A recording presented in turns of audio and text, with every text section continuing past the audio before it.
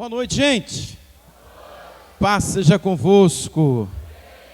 Que alegria receber vocês aqui nessa noite, nesse dia tão especial na minha vida, na nossa família, na nossa igreja, de poder nos alegrar juntos, né? Nesse novo projeto que nasceu, esse livro que o Senhor nos deu, Jesus a Igreja, o caráter da noiva. Eu quero trazer uma breve palavra comentando com você, que está no Evangelho de João, capítulo 14.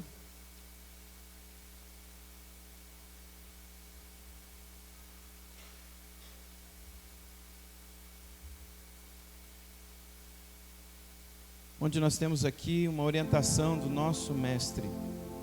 Ele diz assim: que o coração de vocês não fique angustiado. Vocês creem em Deus, creiam também em mim. Na casa de meu pai há muitas moradas. Se não fosse assim, eu já lhes teria dito, pois vou preparar um lugar para vocês. E quando eu for preparar um lugar, voltarei e os receberei para mim mesmo, para que onde eu estou, vocês estejam também. Vocês conhecem o caminho para onde eu vou. Então Tomé disse a Jesus: não sabemos para onde o Senhor vai, como podemos saber o caminho? Jesus respondeu: eu sou o caminho, a verdade e a vida. Ninguém vem ao Pai senão por mim. Se vocês me conheceram, conhecerão também o meu Pai. E desde agora vocês conhecem e têm visto. E Felipe disse a Jesus: Senhor, mostra-nos o Pai, isso nos basta. Jesus respondeu: há tanto tempo estou com vocês, Felipe, e você ainda não me conhece?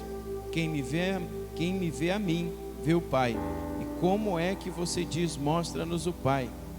Você não crê que eu estou no Pai e o Pai está em mim? E as palavras que eu digo a vocês não as digo de mim mesmo, mas o Pai que permanece em mim faz as suas obras. Amém? Para a gente entender um pouquinho do que aconteceu nesse ano de 2021, enquanto confeccionávamos esse livro foi fruto de uma palavra profética na minha vida. Eu estive pregando no mês de fevereiro, num retiro de jovens, num evento de jovens, acho que foi em fevereiro. O Silvio que deve lembrar melhor a data do que eu. Acho que foi, né? E na região de Viamão, e a pastora Lúcia, a superintendente lá, entregou uma palavra de Deus para a minha vida, falando do conteúdo desse próximo livro. E eu cheguei em casa, peguei uma folha de papel e comecei a escrever. E ali nasceu todos os tópicos desse livro. Depois, por incrível que pareça, foi através de 5 lives que a maioria do conteúdo que está aqui nasceu. Mas eu quero falar um pouquinho para vocês do que Jesus estava falando aqui nesse texto de João capítulo 14. Para isso a gente precisa entender como funcionava o casamento na época de Jesus. Tudo que o Senhor estava falando aqui, toda a ilustração de Cristo sendo noivo e nós, a igreja, sendo a noiva, fala de como eram os costumes do casamento na época de Jesus. Primeiro que o pai, ele buscava uma noiva para o filho. O pai buscava uma esposa para o filho. E quando o pai achava, ele reunia informações necessárias daquela família, daquela noiva. Que tipo de informação, pastor? Informações como era essa noiva? Ela era virgem mesmo? Ela era pura? Qual era o dote? Qual era o preço que deveria ser pago por ela? Porque havia um dote. O pai do noivo pagava à família da noiva um dote como compensação por ele estar tirando a menina de dentro da casa do pai. Então se via o preço do dote. Depois que descobriu o preço do dote, o pai dava então para o filho o valor. O filho chegava e entrava dentro da casa da noiva, da menina. Lá ele oficializava o pedido de noivado. Ele pagava para o pai da noiva o preço do dote. Ali eles tinham um segundo momento, que era o momento da assinatura de um contrato chamado Ketubá. Esse contrato, ali tinha todas as cláusulas que regiam aquele futuro casamento. Assinavam diante das testemunhas, diante da família, o noivo assinava, a noiva assinava, a família então selava aquele momento. Depois que o noivo assinava, agora o noivo ia embora, ele saía da casa da noiva. Só que a noiva tinha uma função, a noiva recebia uma lamparina, e a função da noiva era colocar aquela lamparina na frente da casa dela, num lugar visível, e manter aquela lamparina abastecida com óleo e queimando durante todo o período em que o noivo estaria fora. Qual o objetivo disso? Para que todos que passassem na rua, e era um costume quando as pessoas passavam na rua, elas viam aquela lamparina acesa e elas começavam a fazer festa, elas começavam a cantar, elas começavam a dançar, porque sabiam que naquela casa tinha uma noiva, uma virgem, que estava à espera do seu noivo. O noivo ia, e qual que era a função do noivo? Ele ia preparar a casa, ele iria fazer a morada, ele iria fazer a casa da noiva, para ele reconstituir a família dele. Nesse período, a noiva não dormia mais de pijama, aquele pijama do Mickey Mouse, camiseta do vereador, né? Ela se ataviava, ela se perfumava, porque ela não sabia nem o dia, nem a hora que o noivo ia chegar. Somente o pai do noivo que sabia o dia e a hora que ele ia ver se o filho estava pronto. A hora que o filho fez tudo, está com a casa pronta, está com tudo pronto, ele ia dizer: agora vai lá, vai buscar tua noiva. Então o pai que determinava a hora em que o noivo iria buscar a noiva. Então ela tinha que estar pronta, porque o noivo poderia vir de noite, a qualquer hora, de madrugada. E ela dormia pronta, perfumada, ataviada, limpinha, cheirosa, esperando o seu noivo. Se a noiva não tivesse preparada na hora que o noivo chegasse, então se quebrava o contrato da Ketubá e ela não servia para casar com aquele noivo. E que era interessante, que quando estava tudo pronto, o noivo vinha com uma comitiva fazendo festa, tocando chofar, e chegava na frente da casa da noiva e ele tocava o chofar. Só que agora, lá para quando ele foi pagar o preço lá pela noiva, ele entrou dentro da casa. Agora quando ele vem buscar a noiva, ele não entra dentro da casa, ele chama a noiva para fora. E quando a noiva sai, ela sai toda pronta, perfumada, linda, ataviada. E o que ela faz, pastor? Quando ela sai, ela sopra e apaga aquela lamparina, porque agora o noivo veio buscar ela, e não precisa mais daquela luz naquela casa para indicar que ali tem uma noiva. E os dois então vão para as bodas. E agora eu quero te contar esse mistério. Um dia o Senhor fez o homem do pó da terra, o Senhor fez a mulher a sua imagem e a sua semelhança. Só que um dia a mulher caiu e o homem também caiu no jardim. Você conhece a história. Quando Satanás e uma terça parte dos anjos rebelaram no céu, Deus não fez absolutamente nada para remir aqueles anjos. Mas quando o homem e quando a mulher caíram, Deus logo providenciou um plano de resgate, um plano de salvação. E da mesma forma que pela mulher o pecado entrou no mundo, também é uma promessa que a semente da mulher pisaria a cabeça da serpente, e por uma mulher chamada igreja, novamente nós somos inseridos na comunhão com o nosso Deus e com o nosso Pai.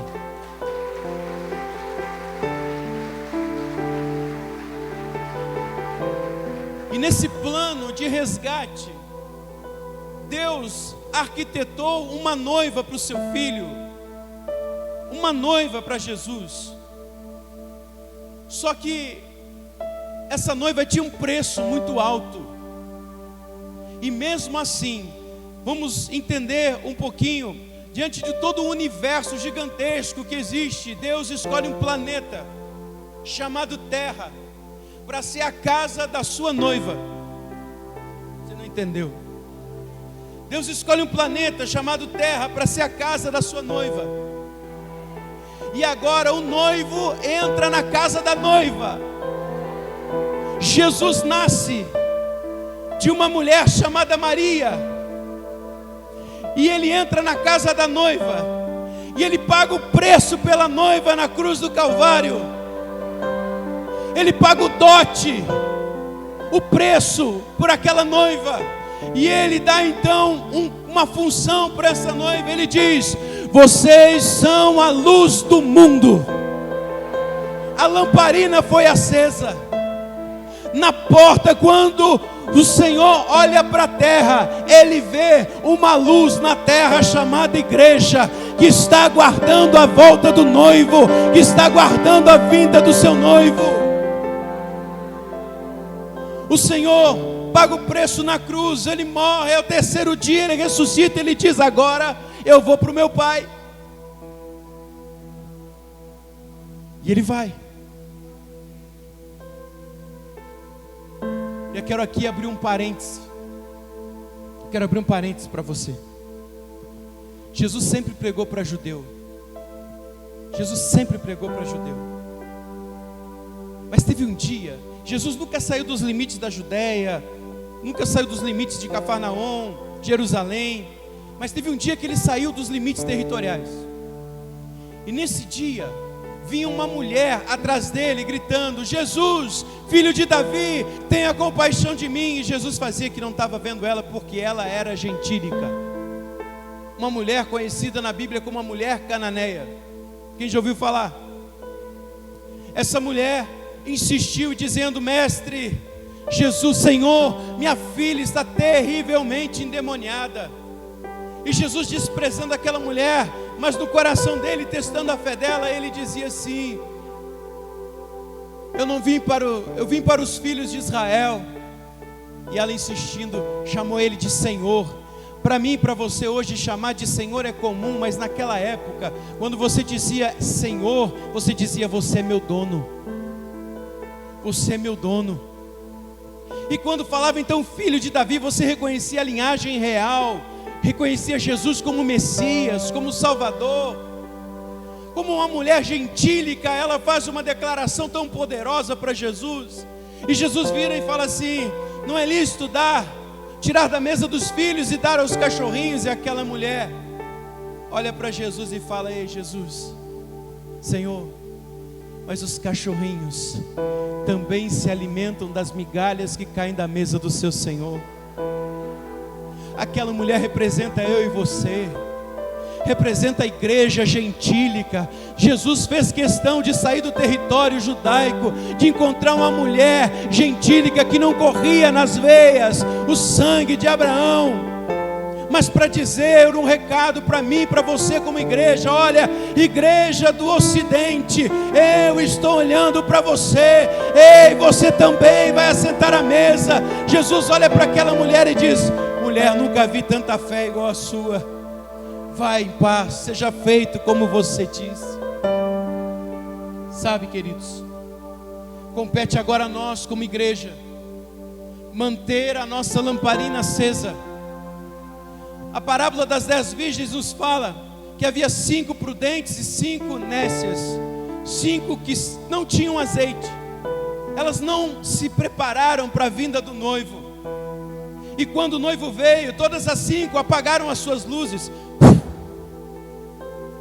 E as outras ficaram no escuro. Porque o noivo vem, mas para quem tem azeite. O noivo vem para quem tem luz. E luz nada mais é do que a ausência de trevas. A luz é um sinal de que as minhas obras andam na luz, não nas trevas, mas andam de acordo com a vontade de Deus. E é interessante que na vinda do noivo, agora eu falando de Jesus e a igreja, na vinda do noivo, ele não vai pisar na casa da noiva. Ele não entra, pastor Paulo César, na casa da noiva. A Bíblia diz que o Senhor vai ficar nas nuvens. Ele não entra na casa da noiva, ele não pisa na casa da noiva, mas ele vai dizer: vem. chofar vai tocar, a trombeta vai tocar e ele vai dizer: vem. E a palavra de Deus diz que os mortos em Cristo ressuscitarão primeiro, depois nós, os que ficarmos vivos, seremos arrebatados juntamente com Ele nos ares e vamos desfrutar das bodas do Cordeiro. Quando o noivo pegava a noiva, ele levava até o pai dele. Chegando na presença do pai, o pai pegava a mão da noiva e colocava em cima da mão dele, e pegava a mão do noivo e colocava sobre a mão da noiva, e depois ele colocava a outra mão dele, selando aquela união. Parece que está escrito também na Bíblia que nós já fomos selados pelo Espírito Santo da promessa de Deus.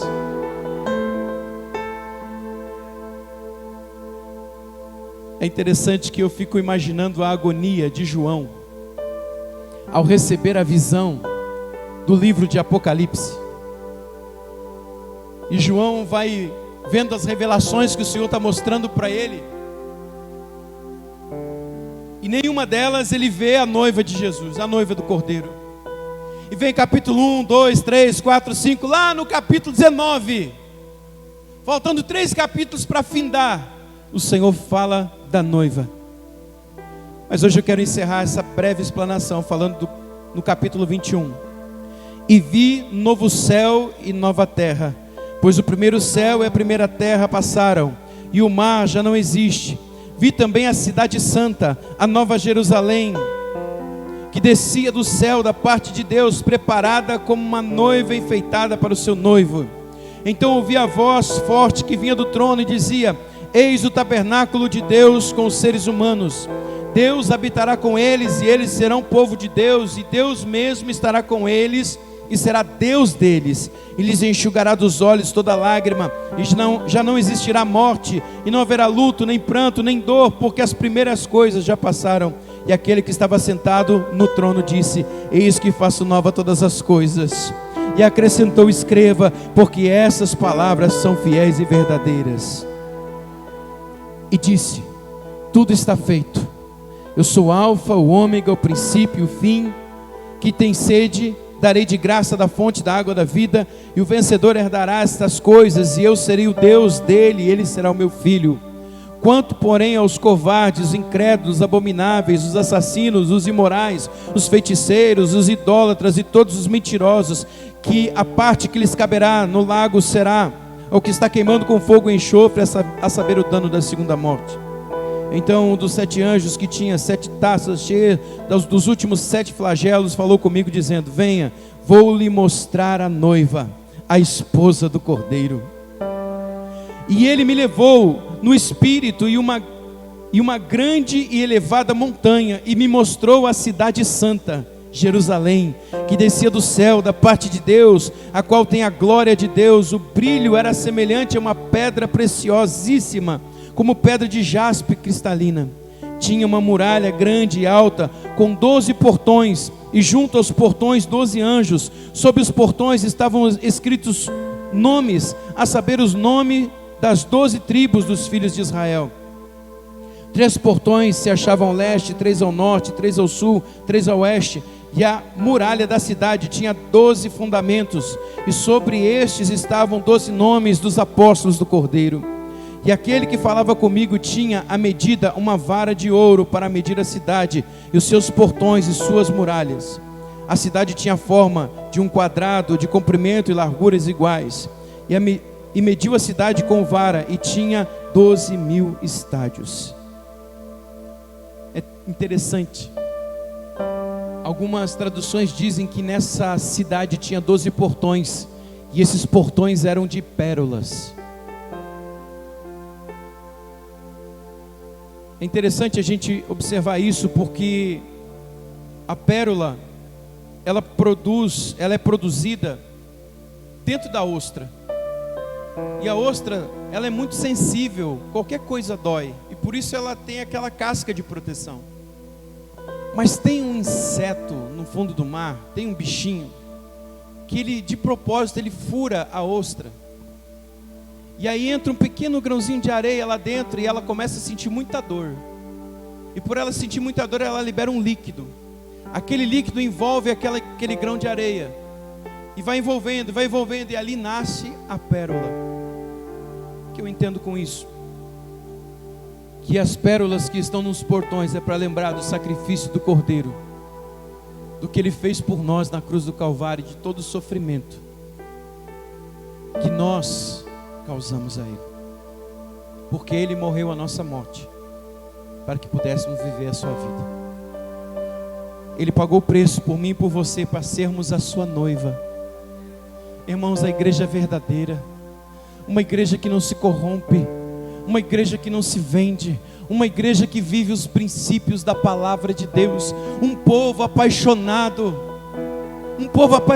por almas, um povo apaixonado por vidas. E acredite, tem muitas pessoas aí fora que não sabem que são a noiva do Cordeiro, mas compete a mim e a você dar essas boas novas, contar a elas aquilo que o Senhor já fez por elas lá na cruz e o preço que Ele já pagou. Esse livro fala de alinharmos a nossa vida para manifestarmos aqui na terra o verdadeiro caráter da noiva de Cristo.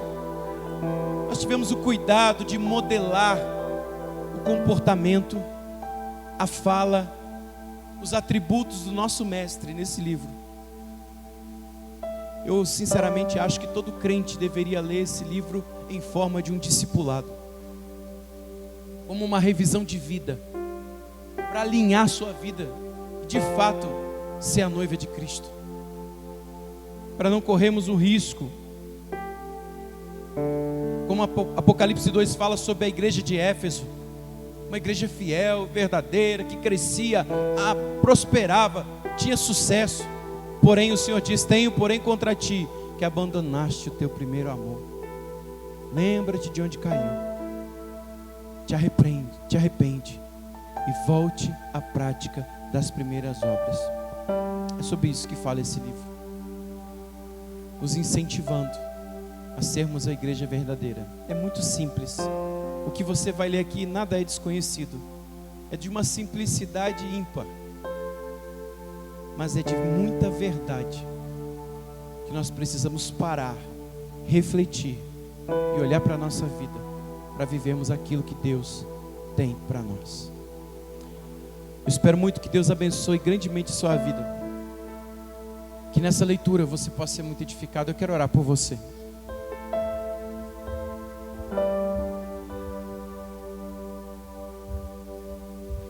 Mas antes de orar, a palavra de Deus nos ensina que nós devemos tributo a quem tributo, mas honra a quem tem honra. Eu quero entregar esse exemplar desse livro, com essa dedicatória, para o meu líder, pastor Paulo César. Queria honrar sua vida, meu pastor, e dizer que você expressa o verdadeiro caráter da noiva de Cristo. A tua vida me inspira. Tu és um homem da qual o mundo não é digno. Deus possa te abençoar.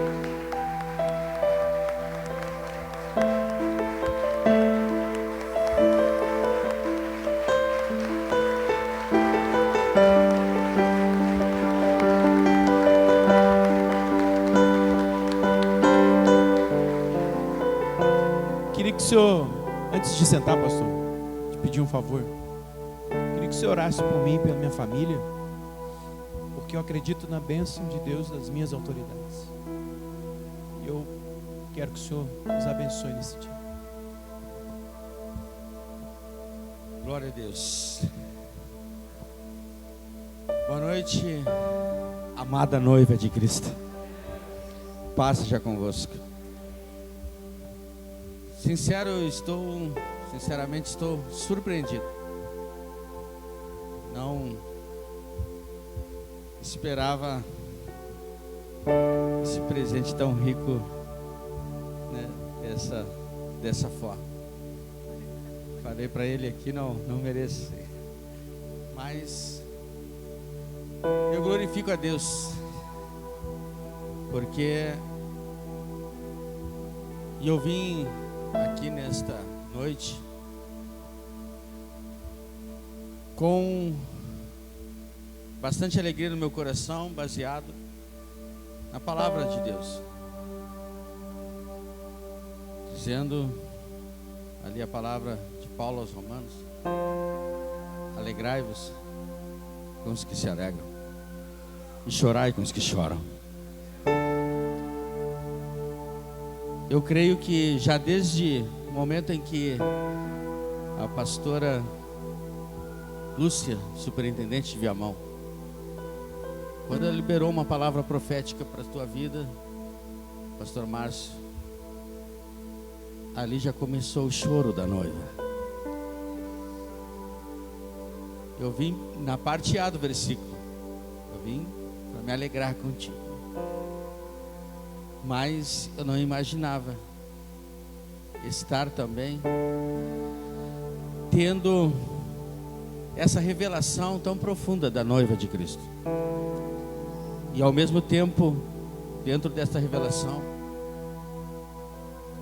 o choro, as lágrimas, que acredito que desde o início lá da palavra profética, quando você recebeu que você é um homem de Deus, sensível à voz de Deus, ao Espírito de Deus, a emoção, as lágrimas, o choro já começou, e até chegar nessa noite especial, o choro continua.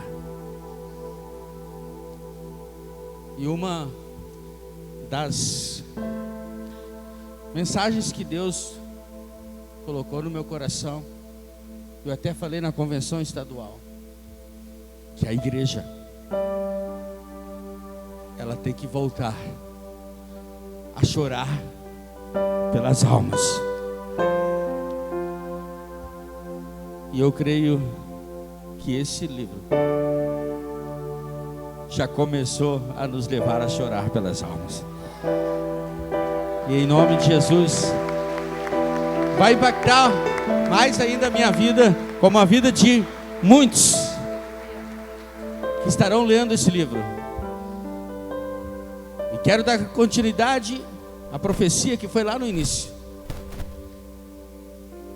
Não vão simplesmente ler ali e se identificar, e muitos vão chorar, mas também haverá um choro pelas almas.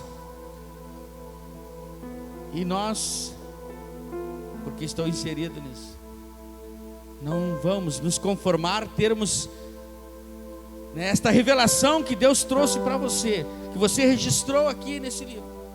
Não vamos nos conformar em ficar somente para nós. Teremos que comprar mais livros, não simplesmente comprando como uma literatura comum, mas também para despertar mais choro, mais almas. A noiva de Cristo está se preparando. Vamos orar por esta família amada, querida, meus compadres, meu afilhado Davi Luca, meu batera abençoado. Querido Deus,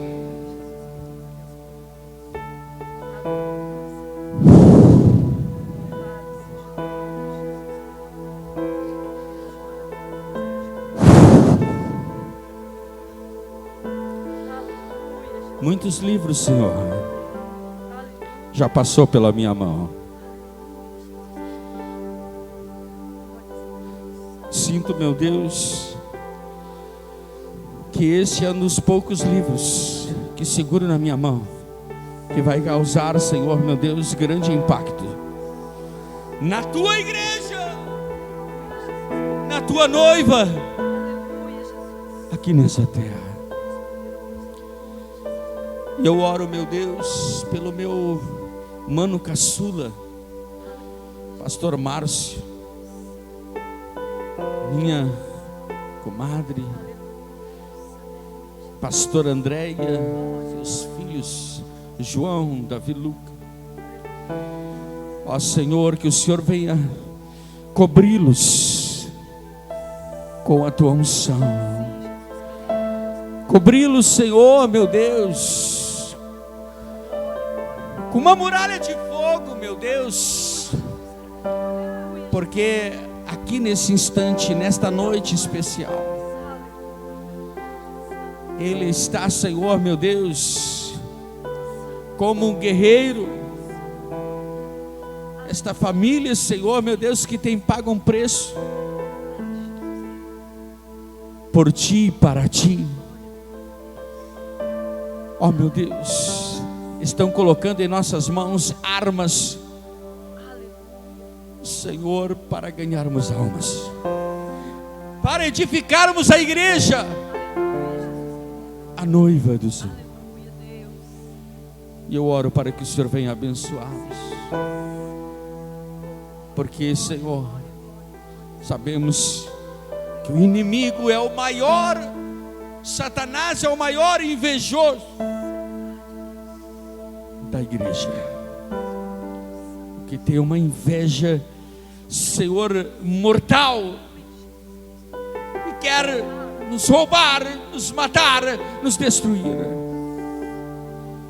Mas sabemos que o Senhor é o nosso noivo, nosso cuidador, que é apaixonado por nós.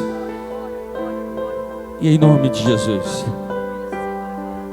eu oro, Senhor, pelo pastor Márcio, pela sua esposa, seus filhos. O Senhor venha protegê-los e livrá-los de toda a inveja que o inimigo lançar contra eles.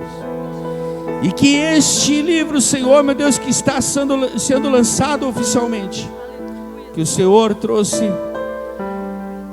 colocou dentro do teu servo, que, Senhor, saiu da mente, do coração dele, e está, Senhor, meu Deus, agora em vários exemplares e outros tantos, Senhor, que serão editados, que serão impressos.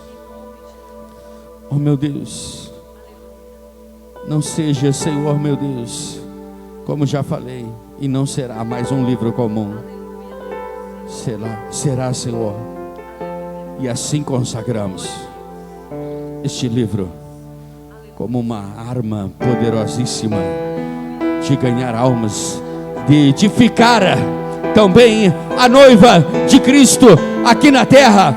E assim será, em nome de Jesus, para a honra e glória do Pai, do Filho e do Espírito Santo. E quem concorda, diga amém. Glória a Deus.